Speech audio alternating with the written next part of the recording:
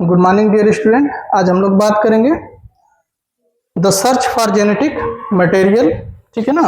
Genetic material में Griffith material, ठीक है,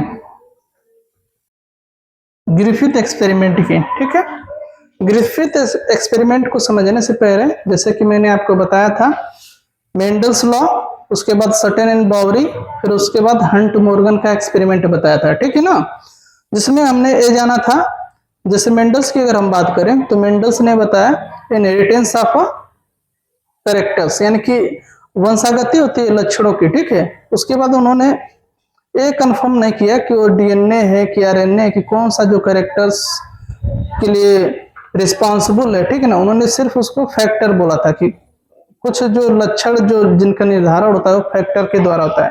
फिर उसके बाद सटन एंड बावरी आए जिन्होंने ये बताया कि वो जो लक्षण का निर्धारण करते हैं वो जीन होते हैं। ठीक है ना, उसके बाद मॉर्गन ने बताया कि कुछ ऐसे भी जीन होते हैं जो क्या करते हैं, वो वंशागति उनकी होती है जिसके साथ क्या होता है लिंकेज और क्रॉसिंग, जो रिंग कॉम्बिनेशन है उसके बारे में बताया था।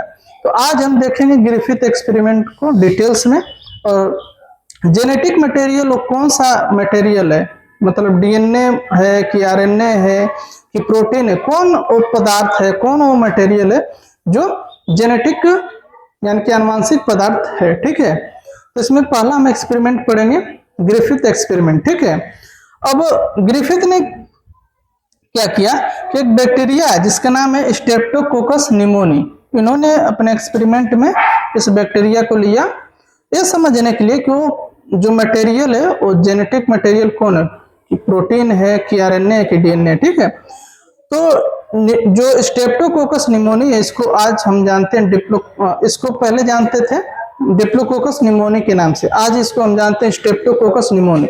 स्ट्रेप्टो का मतलब होता है चेन लाइक। ठीक है, अब ये क्या करता है कि माइस में और जो ह्यूमन होते हैं, ठीक है ना, उसमें क्या करता है कि कौन सा रोग उत्पन्न करता है, निमोनिया। कौन सा रोग उत्पन्न करता है, निमोनिया। तो ग्रिफिथ ने क्या किया 1928 ईस्वी में, ठीक है ना, ये अपना एक्सपेरिमेंट जो है 1928 ईस्वी में माइस पे किया।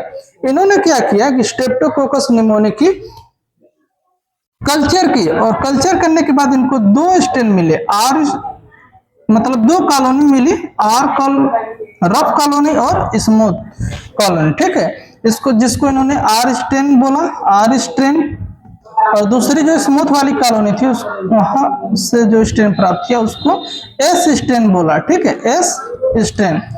जो आर स्ट्रेन थी वो नॉन वायरुलेंट थी। कैसे थे, नॉन वायरुलेंट। नॉन वायरुलेंट का मतलब ये होता है कि डिजीज कॉज नहीं करेगी, और एस स्ट्रेन का मतलब है कि वायरुलेंट है और ये क्या करेगी, डिजीज कॉज करेगी। ठीक है, अब आइए इनके एक्सपेरिमेंट को हम लोग एक एक करके समझते हैं। यहाँ पे देखिए एस स्ट्रेन को लिया जो कैसी है नेचर की, वायरुलेंट यानी डिजीज उत्पन्न करेगी। इसको इंजेक्ट किया किस में, माइस में। तो माइस को क्या हुआ, निमोनिया, और माइस क्या हो गया, डाई कर गया। ठीक है, दूसरी बार इन्होंने क्या किया, आर स्ट्रेन लिया, और आर स्ट्रेन कैसी है, नॉन वायरुलेंट है। नॉन वायरुलेंट है यानी कि रोग उत्पन्न नहीं करेगी। इसको माइस में क्या किया इन्होंने, इंजेक्ट किया, इंजेक्ट। तो माइस को निमोनिया नहीं हुआ और माइस कैसा रहा, लाइव रहा, यानी जीवित रहा।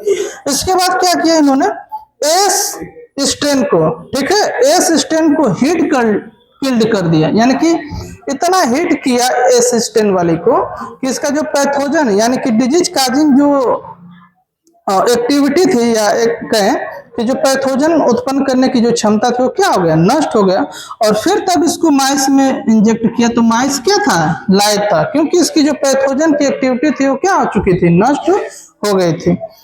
फिर क्या किया इन्होंने, एस स्ट्रेन हिट किल्ड को मिक्स किया आर स्ट्रेन के साथ। ठीक है, किसके साथ, आर स्ट्रेन के साथ, और फिर इसको माइस में इंजेक्ट किया मिक्स करने के बाद, तो माइस क्या हो गया, डाई कर गया, माने मर गया। तो इन्होंने एक कंक्लूजन निकाला, यहाँ पे थोड़ा सा देखिए कि आर स्ट्रेन वाली बैक्टीरिया है, ठीक है, और इसको हिट किल्ड कर दिया है, और फिर इसको मिक्स करते हैं आर स्ट्रेन के साथ।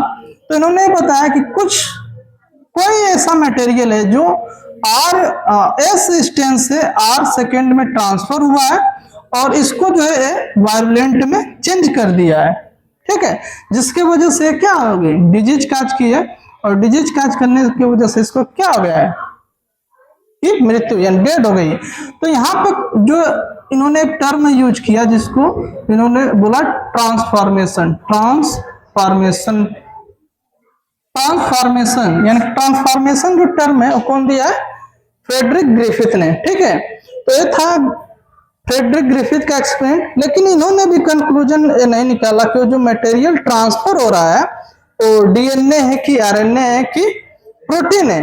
अगले वाले एक्सपेरिमेंट में हम देखेंगे कि कौन सा मटेरियल है, जो 3 साइंटिस्ट हैं, ठीक है ना, और फिर हसन चेस एक्सपेरिमेंट देखें जिसके आधार पे जो है वो प्रूव होगा कि वो डीएनए ही मटेरियल है जो क्या होता है एक जनरेशन से दूसरे जनरेशन में ट्रांसफर होता है। अभी आज के लिए बस इतना, इसको आप नोट कर लें अच्छे से।